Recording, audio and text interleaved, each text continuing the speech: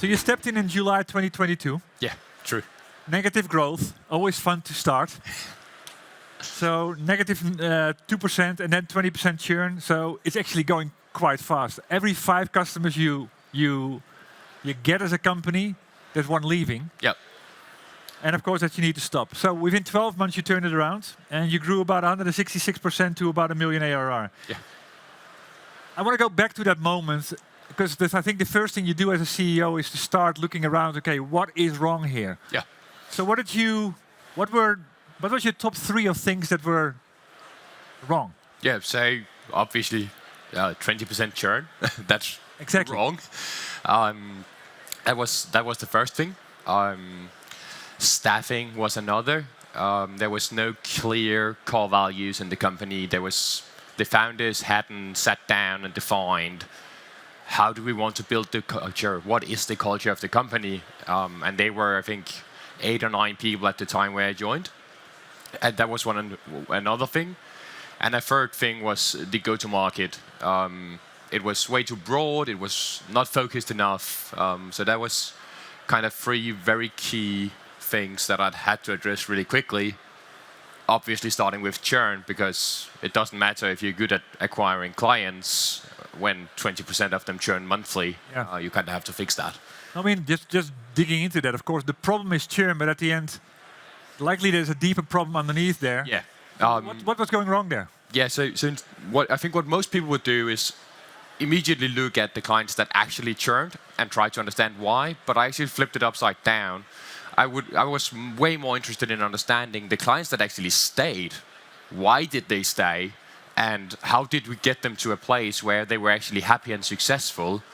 And from there, then use those learnings and apply them to the clients that are churning. So what I learned by diving into the successful clients was that it took 6 months.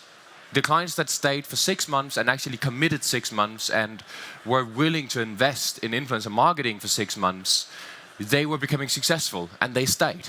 So when I joined, there was no contracts, there were no commitment periods for clients. So the first thing I did was introduce a contract with at least 6 months commitment, and that immediately half churned, because now half of the clients were actually forced to give it a try in 6 months, and they were forced to try and create a return on the investment they made in those first 6 months. So that immediately half churn. So that was a bit of a different approach, but it was really understanding why are clients successful and then trying to apply that more broadly. And the next step in that now, where churn is much better, but it's still not where we want it to be, is to really understand what is true activation. When is a client active? Through data, understanding what is going on in the actual piece of software and what are the results the client needs to achieve in order for us to label them as active. Because then we can actually look again at our churn and say, okay, which of our clients that churns has actually reached activation and which never reached activation. That we can probably fix with onboarding, and it's likely not a real churn issue. But those that are active and churns, that's real churn. And then understanding how we can improve on that also. So that's kind of the next step in how I approach churn. Great point. I mean, I've been long enough in the software industry to see that a lot of companies do the opposite. You know, they start focusing on the ones that churn and why do they churn. And have you seen that? I mean, has it also? I mean, but you point out is okay. It first of all needed a longer time to get to them to say, okay, this is actually what I need. Mm-hmm. Have you also seen that it could possibly have to do with segmentation? Attracting the right type of customer? Yeah, obviously. So one of the things I did, and that was churn also kind of got helped by adjusting go-to-market. So when I joined, we were basically just signing anything with a pulse that wanted to pay. So I tried to say, okay, who is the right clients? What's the ICP, right? We all talk about ICPs. I think basically any talk here mentioned the words ICP during these 2 days. And that's really hard very early to figure out who is your ideal customer profile. But what helped us a lot was actually addressing pricing. So when I joined, pricing was around 100 euros per month. It's now 620 euros for the kind of entry level, and kind of raising pricing over and over and over again naturally sorted out the clients that was never ICPs, and naturally attracted the ICPs because now the commitment became much bigger, and it became a decision that you actually had to think about. It's really easy to add your credit card, pay 100 euros per month. Your CFO probably won't even notice. But if it's 620 euros per month and you pay half a year or a full year up front, somebody will notice that you spent that money, and that's real budget. So now we would actually have to find clients that was willing to do that, and that helped us understand what ICP is, which is fashion companies, beauty companies, and FMCG companies selling direct to consumer. And I think we kind of fell into it. We had a hunch because we could see which clients are successful again, which clients were actually staying, who got the best results data-wise in the platform. But raising pricing and really being forced to convince clients that this will bring value and show tangible value helped us understand who is that ICP. So if I sum it all up, it's about skin in the game? Yeah, it is. But has it also got to do with that your ideal customers that were willing to put the skin in the game also solved a different problem? Yeah. Or maybe turn it around, the problem was more critical to them? Yeah, definitely. And I think so what a lot of our smaller clients in the beginning, paying 100 euros per month, was coming in for was like a quick fix. It was just about getting in there, getting some influencers to talk about them, and then quick conversions. They wanted to measure ROAS, return on ad spend, immediately. And that's not how you do any marketing. Marketing is a long-term effort. It's about, in influencer marketing, it's about authenticity. It's about a long-term effort. It's about going from being an influencer to becoming an ambassador of the brand. And you don't do that in a month. But these smaller brands, they wanted to see return on ad spend like month one, and it had to be 6, 7, or maybe even 20. And you don't get that. There's no magic silver bullet in anything. Not in growing your SaaS, not in growing your e-commerce, not in hiring your next VP of sales or hiring your next CMO. There's no magic silver bullet. You have to do things properly. And we kind of got rid of all of those fortune seekers by raising pricing. Get rid of fortune seekers. Yeah. Well, talking about getting rid of, Yeah. you can tell the story yourself, but what you pointed out was the first thing that you identified is churn. The second thing is staffing, and in relation to that, possibly the core values. Yeah. What was the finding there? Yeah. So what I basically did a month before I joined the company, I took the founding team to SaaStock in Barcelona, and post SaaStock, I prepared a small boot camp where we were to map out the core values and the purpose of the company, because that would be key to even build a strategy afterwards. And we spent 2 days doing that in Barcelona, and then when we came home, I sat them down again, because now they had the weekend, and it kind of sunk in what they decided, and what we identified was the core values. I actually think identified is a more proper word than decided, because core values is something we live. It's not something we just say, we decide these 3 values are core values and then we put them on the wall. That doesn't work. Core values is not something you put on the wall. It's something you live every day. So we identified between the 3 founders what are the kind of things they have in common in the way they act and the way they do things. And we kind of made that into our core values. And then when we came home, I sat them down in a meeting room and I looked them in the eye and said, do you realize that 3 of the people you hired are really, really bad fits? So a third of the company is really, really bad fits to these core values. And they were kind of a bit shaky, and what does that mean? It means that what happens now when we leave this room is I'll call them in one by one and I'll fire them. Because you have to hire and fire based on your core values. So basically, I think I've been in the company for less than a week, and I fired the third of the company. But that was what it took. And you really need to do that. If you want to build a strong culture, you need to hire and fire based on core values. And I know it's a cliche, but culture really does eat strategy for breakfast. Yeah. We are way smaller, and we have close to 0 backing financially in our markets, we are fighting against especially 2 competitors that waste more than 15 million euros, and we're beating them. Why? Because we have a fucking kick-ass culture.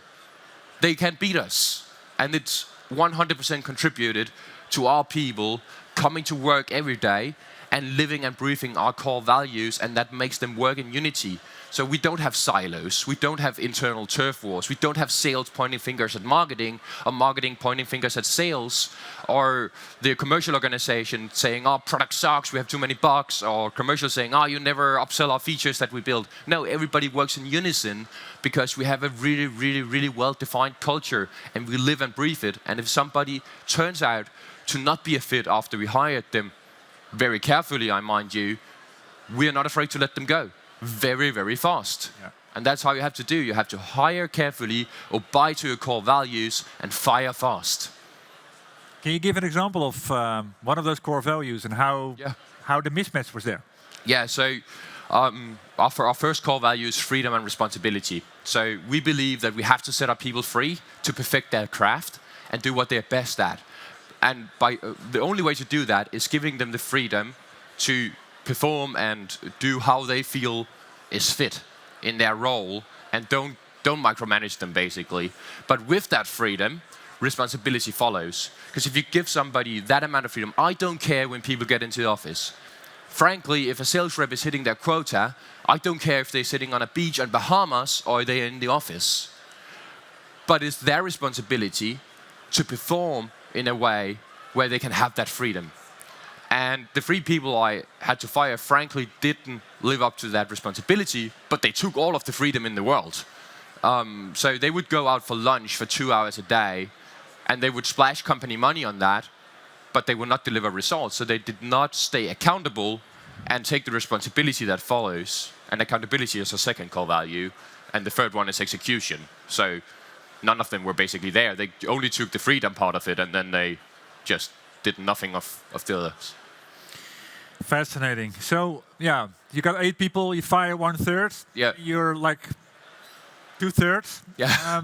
So what happened there? Yeah, so the ownership of Dreaminfluence is no longer in the founder's hands, but it's still like we don't got a massive amount of funding. But I was lucky enough that the owners of the company was like, we believe in your strategy, and my strategy was, one part of that was heavily invest in product in order to reduce churn, in order to beat competition.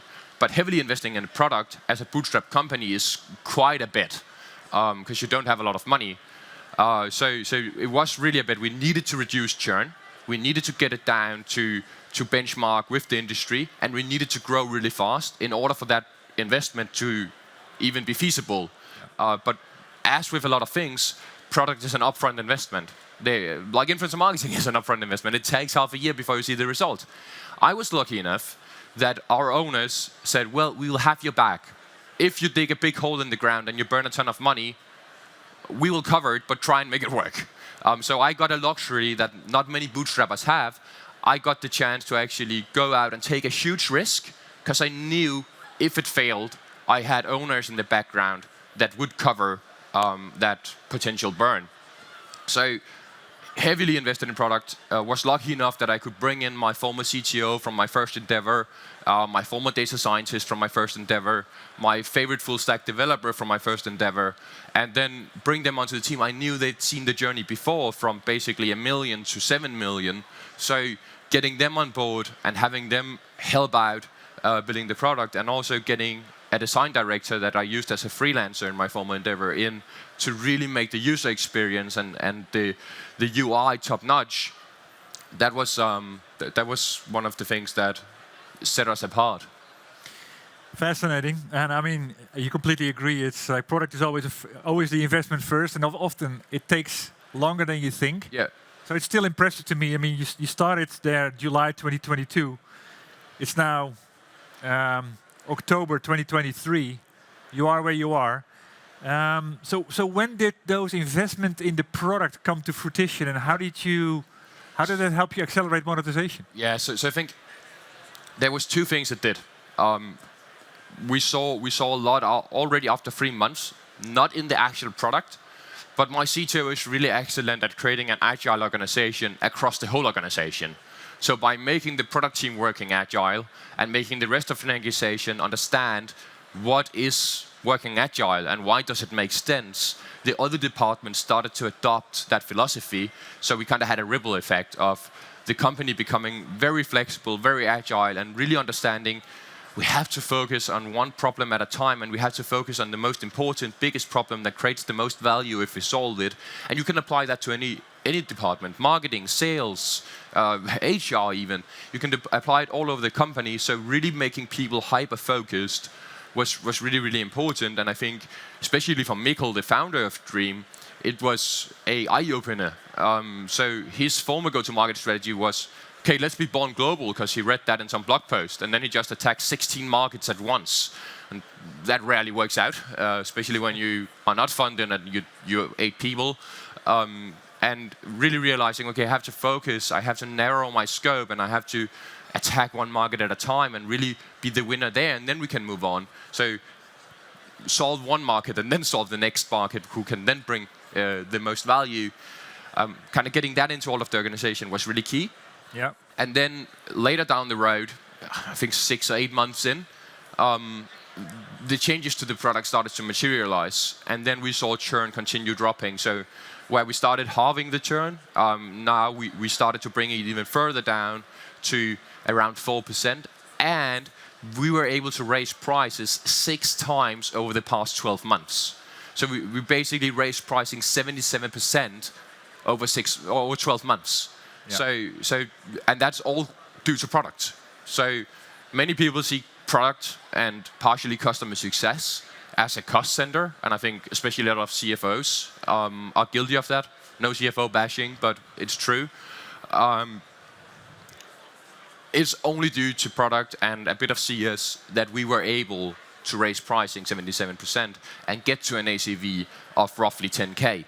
And now where we have an ACV of roughly 10K, now we can start to scale our sales team. Yeah. And we can actually create a sales-led motion that is viable. And we've been able to, through those price raises, we've been able to bring down our CAC recovery to a negative stage.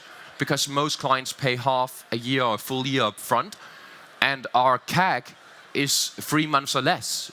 So we basically get money in every time we sign a client, where we can spend 2 or 3 months of MRR on acquiring a new client. Yeah. And then we have a flywheel. So that's all due to product becoming better. So that bet that I was able to make, because I knew I had the backing of the owners of the business, paid off immensely. Yeah. Yeah, I mean, I agree that product has been absolutely fundamental for that, but it's also, I think, that finding that customer, that sweet spot customer that's prepared to pay the premium for it. Yeah, of course. It's another thing. Have you also seen that by raising the prices, kind of getting less of those tire kickers on board that churn fast? What effect has that on the company? Because I mean, I see that having its little hidden effects everywhere. Yeah. So thinking of getting rid of the clients that were not supposed to be there. Yeah. So obviously that is very helpful. It reduces noise. Yeah, exactly. Because they create so much noise. They still send in product requests. They are often the clients that complain the most, right? And they are the clients that pay the least. So it enhances focus. It all comes down to focus. Choose your battles and kind of be really good at a few things rather than trying to be mediocre at 100 things. It's way better to pick your battles, choose a few things here and there, and then become really good at them. And if you have these non-fit clients, it's just so much noise, and sometimes it even creates this shiny new object syndrome, where they might bring forward an idea, and you might think, oh, that's actually interesting. Maybe we should do that. But in reality, it's just a distraction, and you end up wasting a lot of time and money. So getting them out enhances focus, which leads to more growth. Strong point. We had a little bit of a pre-call before this. One of the things you mentioned there is the whole thing around ambition. Yeah. Whereby you said, okay, don't chase 3x, chase 1x. Yeah. What's the story behind that? Yeah, so I think chasing a 1x is it's more doable. So I'm very ambitious and I'm very competitive. So I still tend to be hard on myself. We grew more than 100% for the past 12 months, and I tend to ask myself, why didn't we do 200? Why didn't we do 250%?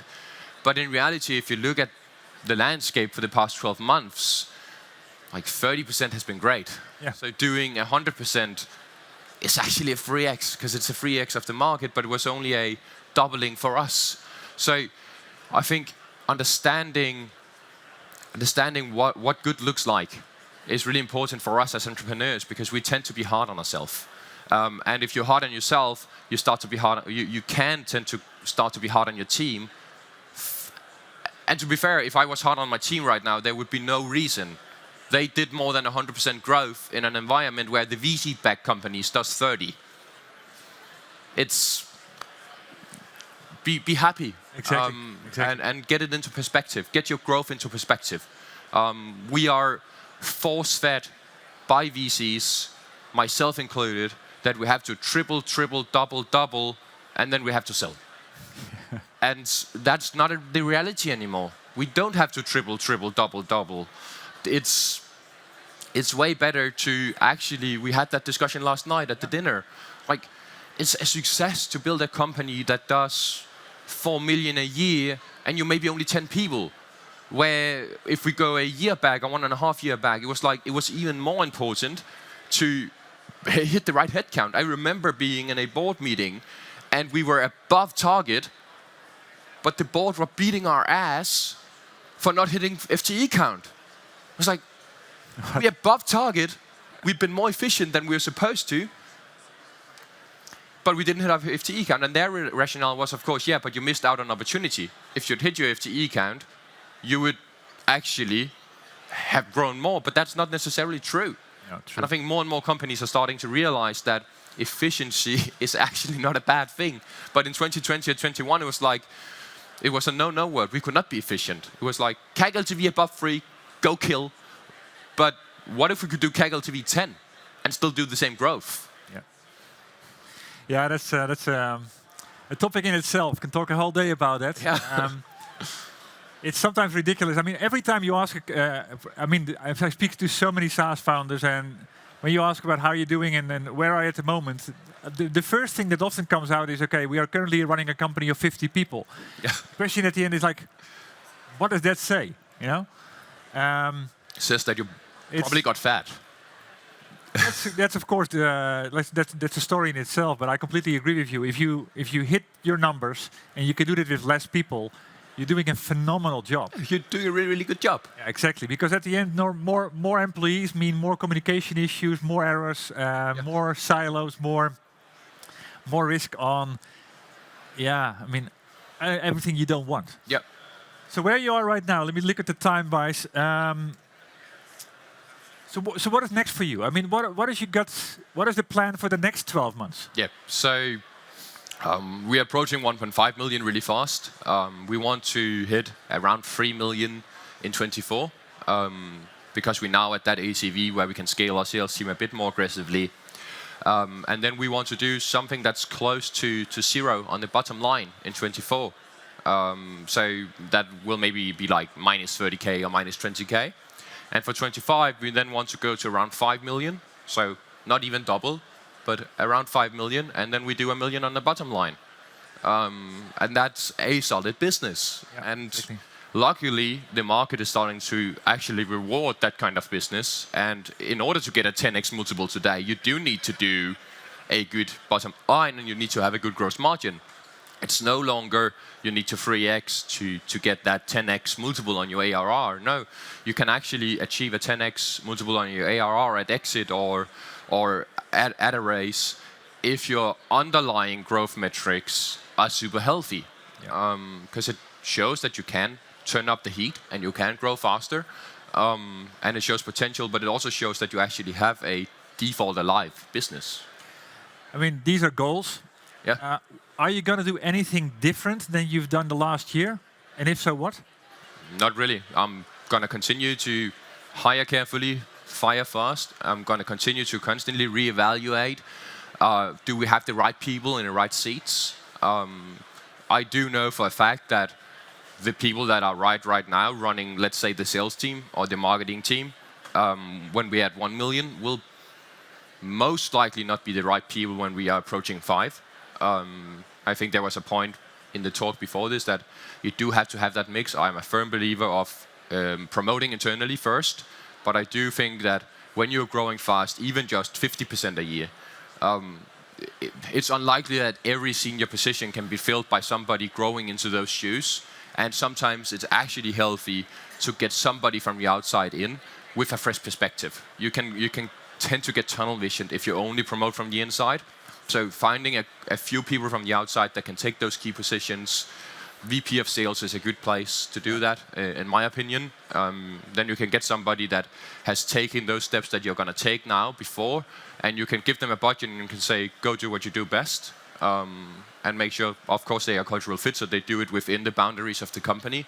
But I believe that's what we'll be doing. So we won't change a lot. We will continue to do what's working, and we will continue to abide to a culture, and kind of it's nearly ridiculous. It has to be like that. Looking at the time, last question. What, based on your experience so far, I mean, you started at 17. I'm not sure what age you are right now. I guess still under 30. 27. What is it? What would be a do, and what would be a don't that you would like to pass on to founders here in the room? In 40 seconds. Just start with one. So the do, literally define your core values. If you don't know how to read Patrick Lencioni's books, then you will get a framework on how to do that. Define your core values, and the earlier the better. It's way harder to do you could say, turn around on culture. If you're 50 people, made the mistake in my first company. We didn't realize the importance of this until we were 50 people, and then you have like 10 subcultures in your company, and it's really hard to fix. So define your core values. And don't do the mistake of going out when you hire and you invite somebody in for a first interview. You have a cup of coffee. You sit there and chit chat. You learn a bit about them. They learn a bit about you. You leave with a good gut feeling. That was a nice person, and the candidate leaves and thinks, oh, that Matt was a nice person. I really liked him. And I think, Ricardo was a nice person. I really like him. But then Ricardo thinks to himself, what was the job even about? And I think to myself, can Ricardo even do the job? and that's kind of, so many do that, but they don't get to think, can Ricardo even do the job? They just think, oh, I could drink a beer with that guy. Let me hire him.